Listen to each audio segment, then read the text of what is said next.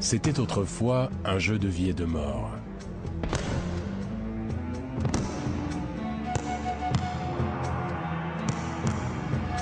Le but était de garder en mouvement un lourd ballon sans utiliser les mains ni les pieds.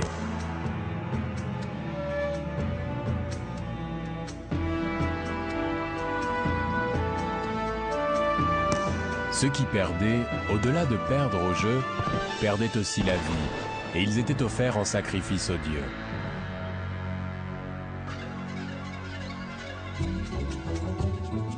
C'est ici, sur cette pelouse, dans la magnifique cité de Palenque au Mexique, qu'était pratiqué ce rite il y a 1300 ans.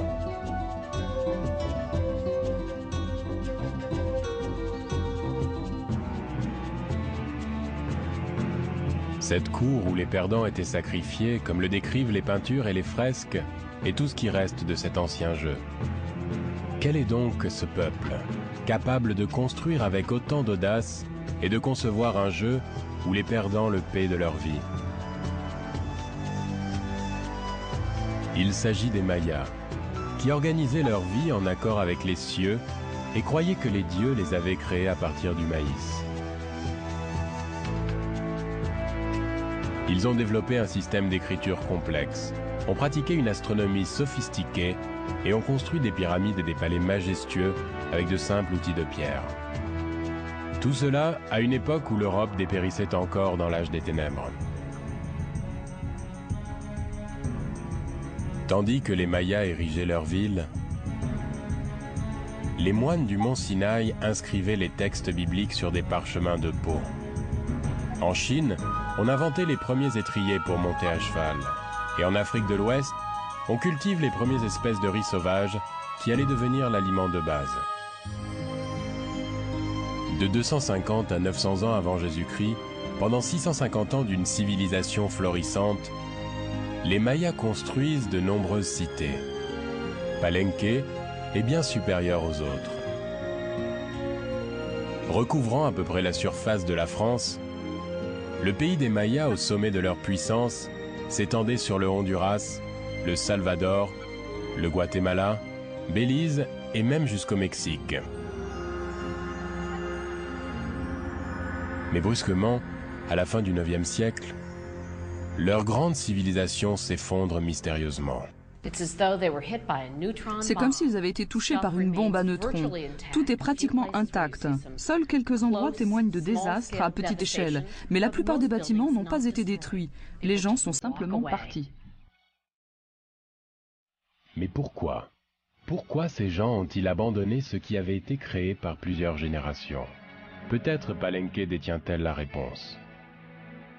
Considérée comme l'un des plus beaux sites mayas, cette ville a compté entre 10 et 20 000 habitants. Seule une infime partie de la cité de pierre a été déterrée. Elle couvre presque 1 kilomètre. Beaucoup de bâtiments sont encore enfouis dans le sol. Parmi eux, on peut apercevoir un centre de cérémonie, un palais et une série de temples. Mais cette cité autrefois majestueuse a disparu dans la jungle qui a tout envahi et l'a étouffé dans le silence. Lorsqu'Hernán Cortés conquiert l'Amérique centrale vers 1500, il passe à quelques 48 km de ses ruines. Mais ni lui, ni les Indiens qui l'accompagnaient ne foulèrent le sol de cet endroit. Ce n'est qu'au milieu du XVIIIe siècle que la cité perdue est découverte par des prêtres espagnols. Impatient d'en apprendre davantage, le roi d'Espagne envoie à Palenque le capitaine Antonio del Rio. Et il le charge d'établir un rapport précis.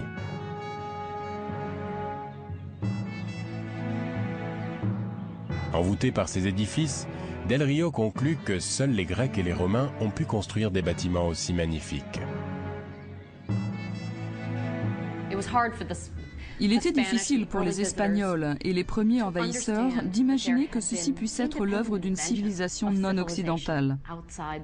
Quand ils découvrirent ces grandes civilisations, que ce soit les Aztèques ou les Mayas, ils pensèrent qu'elles venaient d'Europe, ou du moins qu'elles avaient une origine familière.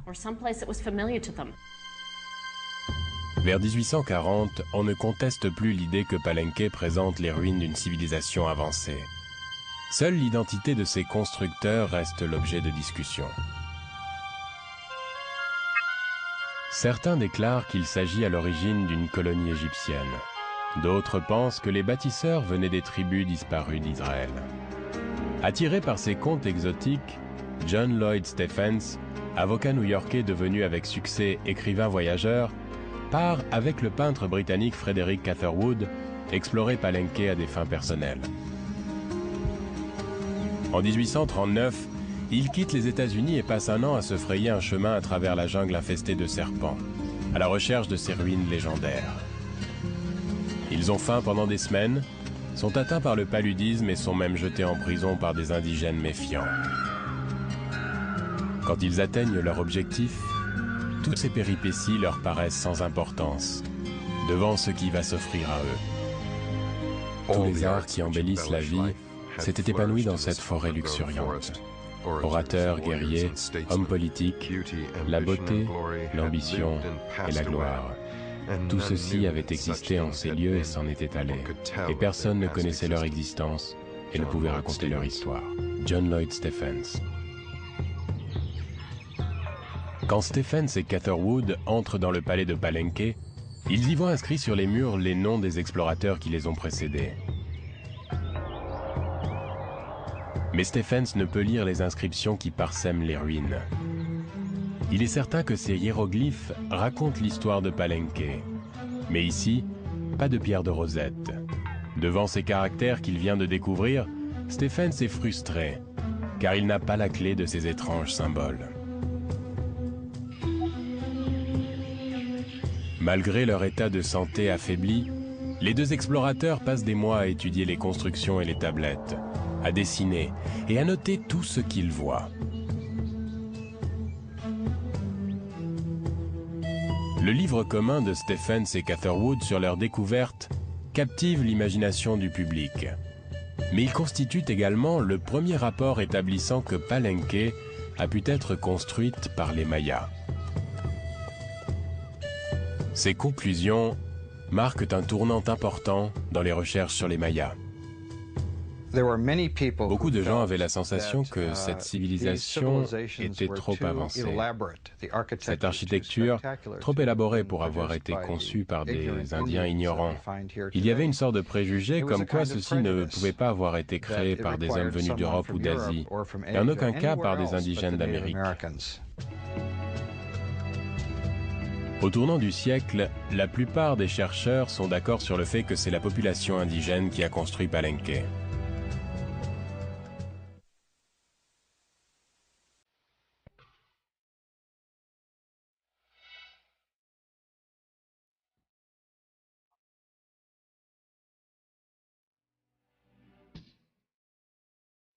Les Mayas ont laissé tant de traces écrites que leur monde sacré n'aurait jamais dû être un mystère. Ils possédaient l'un des 5 systèmes d'écriture du monde antique. Leur texte était censé être une chronique de leurs rêves, emplie de pouvoirs magiques. Leur langue était unique, et aussi sophistiquée que celle de l'Égypte ancienne. Quand les prêtres espagnols arrivent au XVIe siècle, ils trouvent des centaines de codex, le précurseur du livre moderne. Un missionnaire, l'évêque Diego de Landa, veut convertir la population indigène au christianisme. Horrifié de trouver des mentions de sacrifices humains dans les codex, il pense qu'en détruisant ces écrits, les sacrifices de sang prendront fin. En 1592, Landa brûle en une seule nuit tous ces documents, effaçant à jamais l'histoire de l'une des plus grandes civilisations. Si vous voulez changer la vision du monde et dominer un peuple, il vous faut tuer son passé. Il faut tuer son langage et ce qui lui donne une indépendance d'esprit. C'est ce qu'a fait Landa. C'était sa manière de tuer le diable. Malgré la tentative de l'évêque Landa pour enterrer l'histoire maya, 4 codex sont sauvés. Et c'est par là que les chercheurs vont découvrir des conceptions mathématiques très sophistiquées. Les Mayas avaient calculé les mouvements célestes nocturnes sur des milliers d'années, que ce soit pour le passé ou pour l'avenir.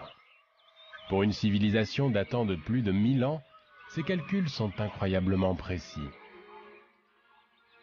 Et leur calendrier différait d'une autre de 33 secondes par année solaire. On pense même que Palenque abritait un observatoire astronomique. La fameuse tour au centre du palais de Palenque aurait en effet pu être utilisée comme observatoire. De la tour, on peut observer le lever du soleil lors du solstice d'hiver.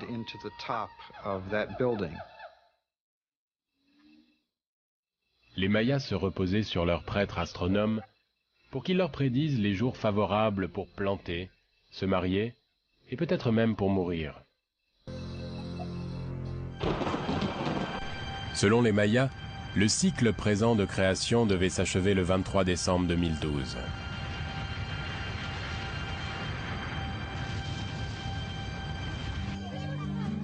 Aujourd'hui, beaucoup de leurs descendants attendent ce jour avec terreur. Mais d'où vient ce peuple si inventif?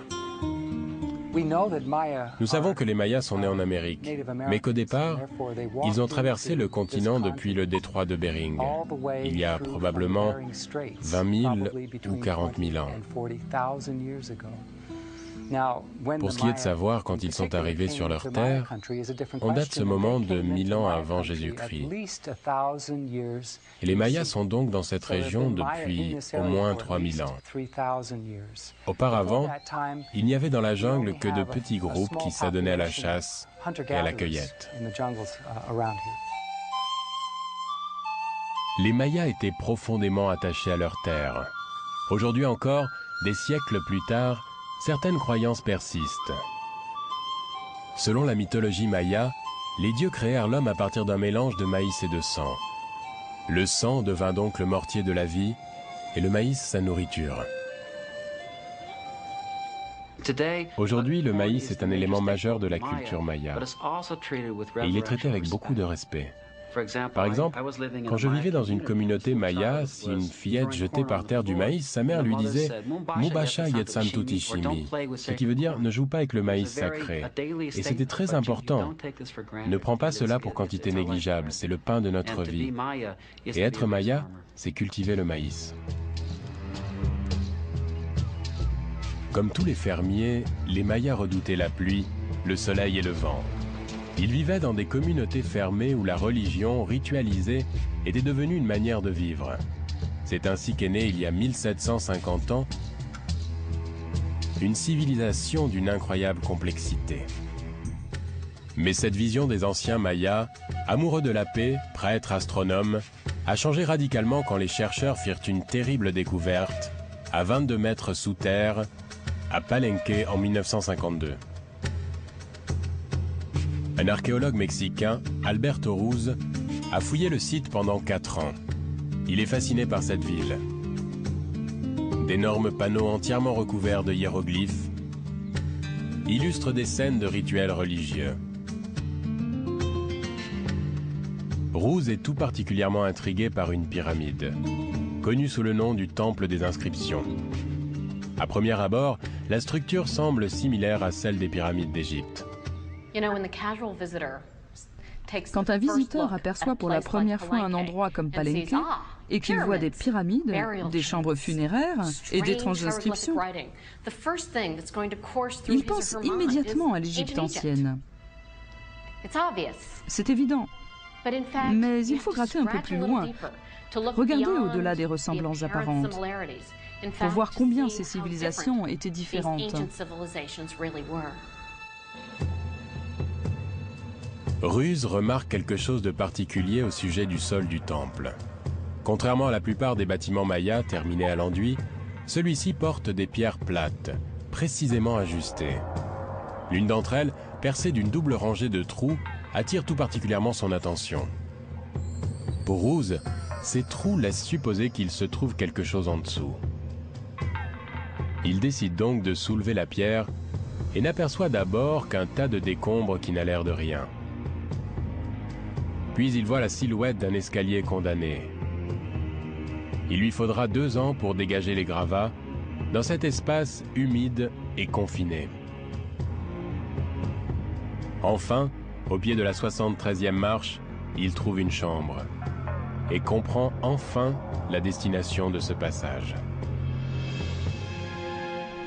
À mon grand étonnement, sortit de l'ombre une vision de conte de fées. Je suis entré dans la chambre mystérieuse avec cette sensation à la fois étrange et naturelle d'être le premier depuis 1000 ans à fouler ses marches pour y entrer. J'avais l'impression d'être dans une chapelle abandonnée. Alberto Ruz. On a la sensation que les choses n'ont pas été touchées depuis 1000, 1500 ou même 2000 ans et que nous avons dérangé le passé, qu'on apprend d'après le passé. Mais il y a un moment d'hésitation que tous les archéologues ressentent quand on commence à traverser ces objets laissés intentionnellement par les Mayas pour vénérer leur monde et lui permettre de perdurer dans le futur. La chambre que Ruz a atteinte n'est pas une simple pièce souterraine. Au milieu se trouve un grand objet mystérieux recouvert d'une dalle de calcaire. Mais que cela pouvait-il cacher? Sous le lourd couvercle tout au bout, Ruz découvre finalement la raison d'être de ce passage et de la chambre mystérieuse. Dans la pénombre gisent les restes d'un homme orné de perles, de colliers et d'un masque de jade qui paraît vivant.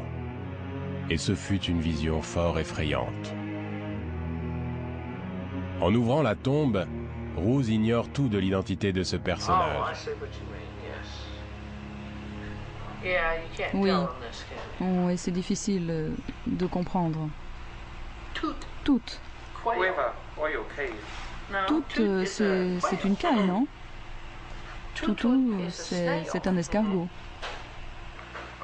On pense que les mystérieux hiéroglyphes inscrits sur le sarcophage pourraient apporter la réponse, mais ils n'ont pas encore été décodés à ce jour.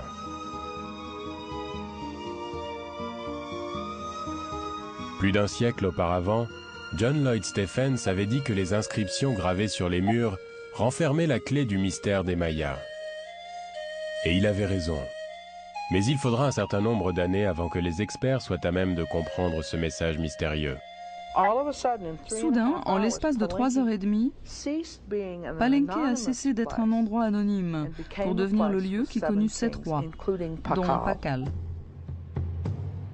Les restes humains trouvés dans la crypte où Ruz a tant œuvré se révèlent être ceux du roi Pakal, l'un des plus grands souverains de toute l'histoire maya. La découverte de la tombe de Pakal par Alberto Ruz fut vraiment un moment décisif dans l'étude des Mayas, et elle a permis de comprendre leur monde et ce nouveau monde. C'est une découverte aussi importante que celle de la tombe du roi Tut. Les inscriptions parlent de royaumes dynamiques et en plein développement. Les pyramides de pierre, aujourd'hui abîmées par les ravages du temps, ont fait partie un jour de villes, peintes de couleurs vives.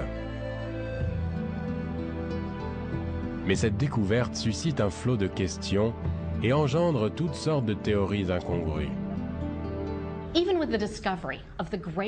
La découverte du grand tombeau donna lieu à une interprétation des plus folles. Un homme prit une image de la surface du sarcophage et au lieu de voir Pakal allongé entre les griffes de la mort, qu'est-ce qu'il pense voir? Ce même Pakal conduisant son vaisseau spatial comme une moto emballée en route vers le futur.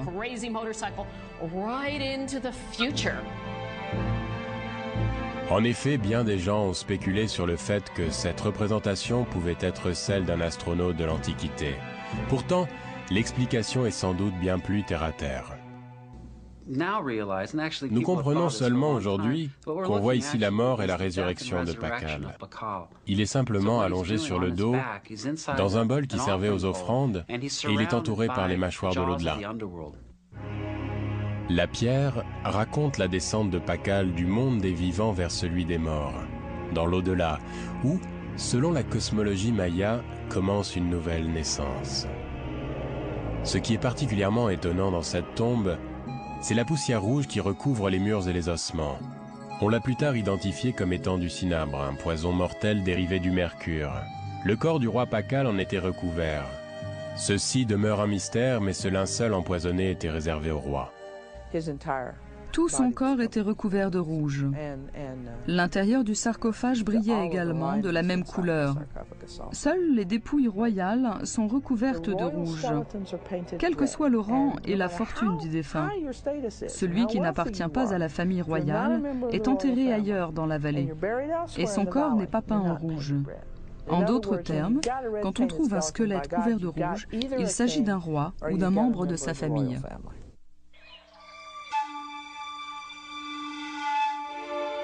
Avant de découvrir la tombe du roi Pakal, on pensait que, contrairement à l'Égypte ancienne, aucune pyramide mésoaméricaine n'avait servi de sépulture.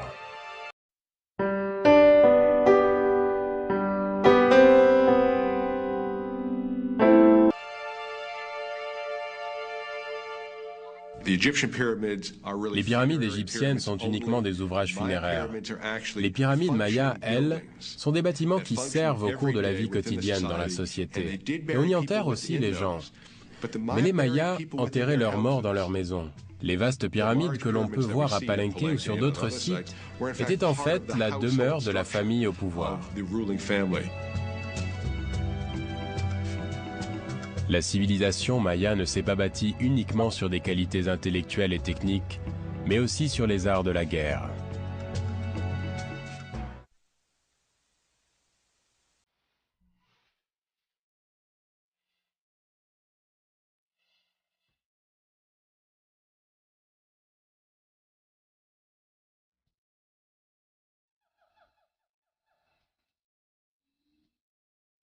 Les recherches sur les Mayas, qui ont régné sur ce paysage troublant il y a plus de 1000 ans, suivent une piste de sang et d'intrigue. Le sang, selon les Mayas, vient des dieux en personne. C'est un cadeau qui coule dans les veines de l'homme. Nous avons une dette permanente vis-à-vis des dieux, et nous la réglons en leur offrant du sang humain. Le monde tourne autour de cette dette de sang. Tant qu'on pourra en offrir en quantité suffisante, le monde continuera de tourner. C'est ainsi que le sang devient le mortier de toute vie chez les Mayas. C'est la substance qui va sceller n'importe quel rite et le rendre sacré, lui donner sa réalité.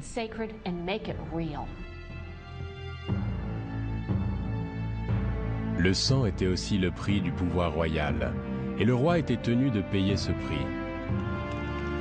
À certaines occasions, il devait se percer le prépuce et recueillir le sang qui en coulait sur des bandes de papier qui étaient ensuite brûlées. On croyait que la fumée qui s'échappait allait réveiller les dieux qui entraient ainsi en contact avec le roi. Aujourd'hui, les savants ont fait apparaître qu'il y a longtemps, le roi, alors qu'il n'était qu'un enfant jeune et innocent, était conduit dans la sombre chambre souterraine pour s'acquitter avec son sang de la dette royale. Mon imagination me dit que Pakal le Grand a été emmené alors qu'il était encore enfant dans les chambres souterraines du palais. Et là, il a été confronté aux démons masqués, horribles et terrifiants qui représentaient les dieux de l'au-delà. On lui ordonnait de donner le sang de sa langue ou même de ses parties génitales. Puis, halluciné, il entrait en communion avec les êtres surnaturels qui venaient ici le rencontrer. Cela pouvait durer des jours. À la fin, l'enfant sortait de la salle du trône, aveuglé par la lumière, choqué par ce retour à la lumière, il s'asseyait sur le trône. Il montait sur la terrasse en haut du palais, et le peuple, rassemblé en bas, voyait en lui le jeune roi, l'acclamait, et comprenant qu'il était monté aux cieux, voyait en lui le souverain. Un des points culminants dans la vie des Mayas était le jour où l'on proclamait le roi, un événement qui s'accompagnait de cérémonies magnifiques. Un des moments les plus importants qu'il puisse y avoir dans la vie d'une cité ou d'un État est la passation du pouvoir. Le roi est mort, vive le roi. Cette phrase en elle-même montre la continuité qui peut exister entre un roi qui est décédé et le nouveau roi qui le remplace. Je pense que les Mayas ont pu établir une vision plus évoluée de l'acte politique de la passation de pouvoir et des rituels en général. Il s'agissait de cérémonies grandioses où des gens parcouraient les escaliers des palais à l'abri des regards du public pour réapparaître de l'autre côté des pyramides ou des bâtiments. Malgré les acclamations de la foule, le roi savait que le sang qu'il avait perdu ne suffisait pas. Il lui fallait capturer à la guerre les futures victimes des sacrifices et montrer par là même son courage, sa puissance et son autorité, ce qui lui permettait d'asseoir son pouvoir. Tous les gens représentés ici dans ces décorations sont tous des victimes de sacrifices. Chacun de ces hommes représente un royaume conquis ou annexé par Pakal le Grand. Il a capturé ces hommes, les a dépouillés, les a préparés pour le sacrifice et même les a tués. Un autre panneau montre un captif d'un autre royaume, à qui on a coupé le pénis. Et il est forcé de verser son sang pour les dieux de Palenque. Sa mort fut certainement lente et douloureuse. Cette cour en particulier à Palenque fut probablement le principal théâtre des sacrifices. Juste à côté de la cour, un peu plus au nord, est le terrain de ballon. On sait d'après les inscriptions que les prisonniers mayas étaient retenus à proximité puis forcés à jouer au ballon. Les règles étaient de garder le ballon constamment en mouvement. Mais à la fin de la partie, le résultat était toujours le même. Le perdant était offert en sacrifice aux dieux, généralement par décapitation. Je pense que les sacrifices mayas étaient lents et vraiment horribles. On peut le voir à travers les œuvres d'art. On arrachait les ongles et même le bout des doigts. On pouvait aussi arracher les dents. Les seigneurs étaient obligés de subir des perforations du pénis et de voir s'écouler le sang de différentes parties de leur corps. Les guerres entre les cités étaient fréquentes. Il ne s'agissait pas seulement de gagner des terres, mais aussi de capturer des familles royales afin de les sacrifier aux dieux. Chez les Mayas, on faisait la guerre pour capturer des ennemis en vue des sacrifices. Il ne s'agissait pas de prendre le pauvre fermier qui travaillait dans son champ, mais la personnalité la plus haut placée. Et les rois mayas devenaient eux-mêmes la proie d'autres rois mayas au cours de la bataille.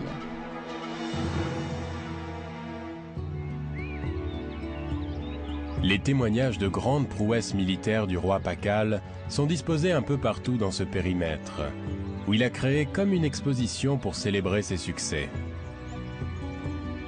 Son règne a duré 67 longues années. Sous ses ordres, la cité de Palenque est demeurée protégée des attaques extérieures. Elle est aussi devenue un centre de renaissance vers l'au-delà, où l'on encourageait l'art et la culture. Mais cette métropole prospère était vouée à tomber en ruine. Un siècle après le règne de Pakal, Palenque fut abandonnée.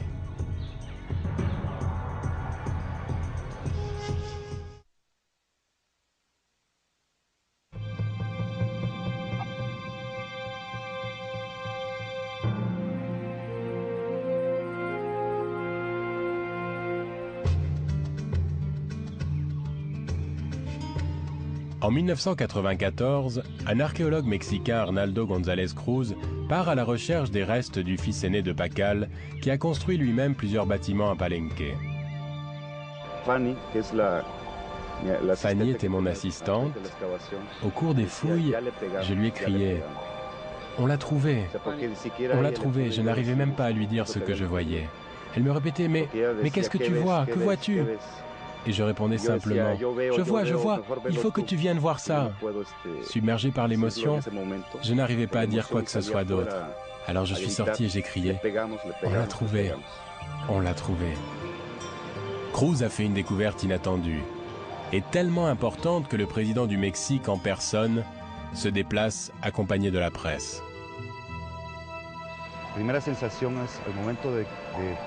Quand nous avons fini d'enlever ces petites pierres dans le coin, il a soufflé un air frais et on avait la chair de poule. Il s'est aussi dégagé une brève mais assez forte odeur que nous avons tout de suite reconnue. Bien sûr, c'était du cinabre. Nous avons pu introduire une lampe à l'intérieur. Et là, nous avons vu qu'il s'agissait d'un sarcophage. Quelle surprise! C'était incroyable. Je n'arrivais pas à parler. Les mots ne sortaient pas. Alors, j'ai dû m'éloigner pour crier. Cette émotion que je ressentais à ce moment-là et que je ressens toujours.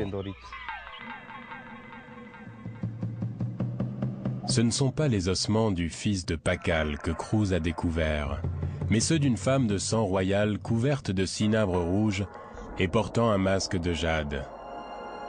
Mais qui était-elle? Simplement, en voyant le sarcophage, nous savions qu'il s'agissait de quelqu'un d'important, mais nous ne pensions à personne en particulier. Puis le calme est revenu et nous avons à comprendre qu'il y avait une relation avec les femmes représentées à Palenque.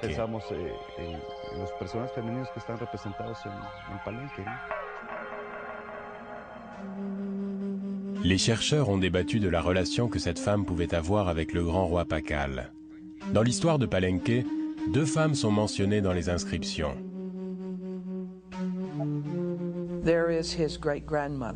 Il y a son arrière-grand-mère. Elle est la seule femme dans l'histoire maya à avoir régné en personne. Elle a été seule au pouvoir sans le partager avec un homme. Elle est morte 3 ans après la naissance de Pacal. S'il s'agit bien d'elle dans cette tombe, celle-ci devrait dater de 608 à 610 après Jésus-Christ. La seconde possibilité, c'est qu'il s'agisse de Zak Cook, la mère de Pacal. Elle a siégé sur le trône pendant 3 ans, sans doute après la mort de son père. Il semble peu probable que cette femme soit l'arrière-grand-mère ou la mère de Pacal. Les céramiques trouvées à côté d'elle sont bien plus tardives. Mais il est encore trop tôt pour apporter une réponse définitive, tous les tests n'ayant pas été réalisés sur les ossements. Une autre découverte effectuée dans la ville fournit des indices au sujet de l'abandon soudain de la cité. L'archéologue David Freidel, après avoir examiné scrupuleusement la tombe, a émis l'idée qu'il ne s'agissait pas à l'origine d'un tombeau, mais d'une chambre souterraine utilisée par les Mayas pour pratiquer les rites antiques. C'est une maison souterraine, une demeure magique, comme disaient les Mayas. Une demeure où l'on crée les rois. C'est fantastique. S'il s'agissait d'une chambre souterraine utilisée pour les rites sacrés, alors pourquoi un corps a-t-il été enterré là? Et de qui s'agissait-il? Les murs révèlent que ce passage n'est pas terminé. On voit clairement des empreintes de mains sur les murs. Ces empreintes ont été faites sur ce mur il y a plus de 1200 ans. Vous pouvez poser votre main à cet endroit et sentir comment ils appliquaient cette argile sur le mur. Et je me demande pourquoi ils faisaient ça. Qu'est-ce qui a bien pu arrêter les travaux dans ces chambres-là? Certains chercheurs pensent que le couloir a été élargi pour y transporter l'énorme tombeau. La parenté du défunt aurait pu ensuite essayer de réduire l'ouverture dans le cadre d'un rite funéraire. Ce sont peut-être les empreintes de leurs propres mains au cours de l'événement que l'on retrouve sur le mur. C'est rare pour un archéologue de pouvoir voir ce genre de choses. C'est l'illustration d'un événement qui s'est vraiment passé. Ça s'est passé très vite, peut-être au moment de ses funérailles, ça s'est passé et puis ils se sont arrêtés. Qu'est-ce qui a pu provoquer un départ aussi soudain?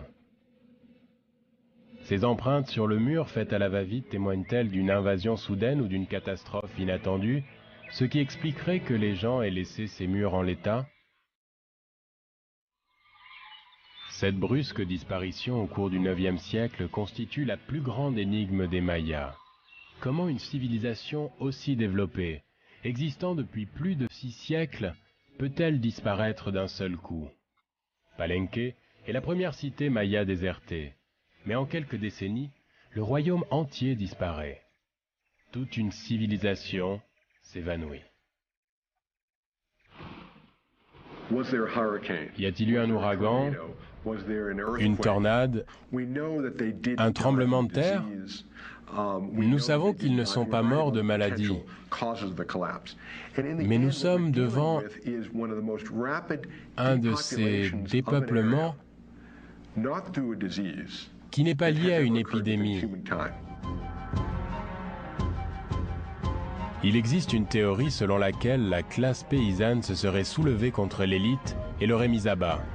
Sur certains sites, on voit les visages des puissants détruits, piqués avec des instruments rudimentaires. Mais si les paysans se sont révoltés, pourquoi n'ont-ils pas détruit les visages de Pakal? Pourquoi Palenque, elle, n'a-t-elle subi aucun dommage? Il peut y avoir 2 raisons à cela. La première est qu'il n'y a pas vraiment eu de guerre et qu'à la fin, le peuple ait préservé ici l'ordre politique. Mais l'autre possibilité, c'est que le peuple ait attaqué et renversé le gouvernement. Mais par admiration pour l'art qui régnait ici, il l'aurait préservé. Une autre théorie sur la chute des Mayas prend racine parmi leurs croyances spirituelles. Les prophéties concernant le futur et l'explication du passé étaient très importantes pour le monde des Mayas. Ils pouvaient deviner le futur et tenter de comprendre ce qui allait se passer. Certains prétendent que les Mayas auraient pressenti leur propre déclin et qu'ils ont d'une certaine manière disparu par leur propre volonté. Et c'est une théorie intéressante car cela place leur déclin non pas à un niveau économique, mais plutôt spirituel. Il n'y a toujours pas de preuves pour étayer cette histoire, mais on peut trouver par ailleurs quelques indices à une centaine de kilomètres du lieu de Palenque, car à Dos Pilas, une équipe d'archéologues mit à nu un tombeau royal. En 1991, une plaquette avec des inscriptions fut retrouvée à côté du roi enterré là. Elle parle d'agitation politique et de guerre entre les cités mayas. Certains pensent donc que c'est cette lutte qui expliquerait l'effondrement de la civilisation. Nous semblons tous être d'accord pour lier cet effondrement à un conflit ou à une guerre, mais j'aurais tendance à penser qu'elle ne serait que le symptôme d'autres problèmes, et non la cause de cet effondrement. Il devait y avoir des problèmes d'environnement, peut-être un manque de nourriture dans certaines parties de la ville, ce qui a nécessité d'en attaquer d'autres. Nous commençons à comprendre que les systèmes politiques doivent avoir une certaine souplesse afin de pouvoir réagir convenablement aux problèmes. Peut-être celui-ci était devenu trop rigide, et ce qui ne plie pas, parfois peut rompre. La civilisation classique maya a disparu, mais son peuple est toujours vivant. Plus de 4 millions de leurs descendants sont encore là aujourd'hui. Des milliers d'entre eux ont été tués dans la guerre civile au cours des dernières décennies. Mais les gens continuent à tisser leurs étoffes et à cultiver le maïs. Aujourd'hui, près de l'ancien site de Palenque, vivent les Chols. Ce sont aussi des descendants des Mayas. Ils parlent leur propre langue et ne comprennent pas l'espagnol. Le portrait de Pakal est dessiné sur leur mur, mais la plupart ne savent même pas qui il est. Sur les hautes terres du Guatemala, Linda Shell, spécialiste de la question maya, a travaillé avec eux et leur a appris à lire leur ancienne langue.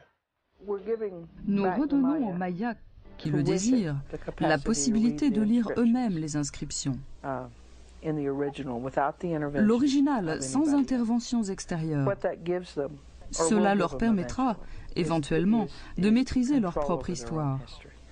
Beaucoup d'hommes, à travers le monde, réclament le droit d'être des acteurs de leur propre histoire. C'est la nature même de l'histoire, et de décider ainsi de la façon dont on les considère.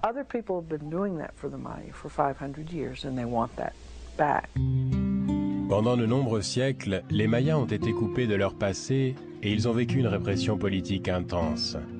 Aujourd'hui, ils veulent avoir accès à leur héritage vieux de 3000 ans et beaucoup veulent parler leur ancienne langue. Je ne pense pas que les glyphes mayas puissent redevenir le système principal d'écriture. C'est trop encombrant. Mais peut-être un jour, en allant au Guatemala ou au Mexique, on arrivera dans une ville dont le nom sera écrit en espagnol, en caractères latins, et au-dessous, on pourra admirer une inscription maya indiquant le nom de cette cité.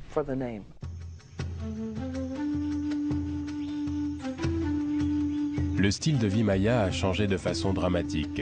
Mais ce peuple nous ramène directement au passé, vers une époque où dans ces paysages résonnait l'écho d'une civilisation dynamique et florissante.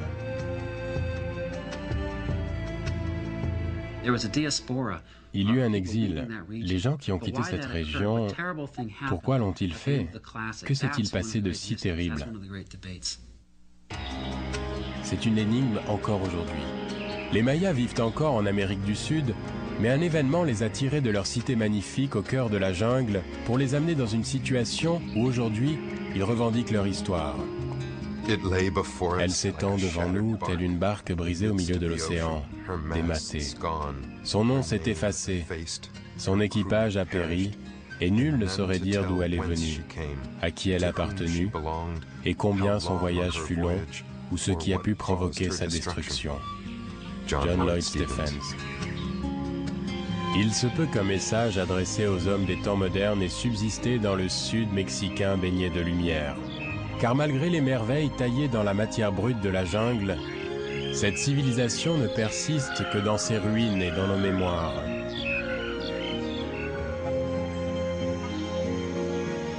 On ne pourrait trouver de plus beau défi pour ceux dont le regard veut percer les mystères de l'histoire.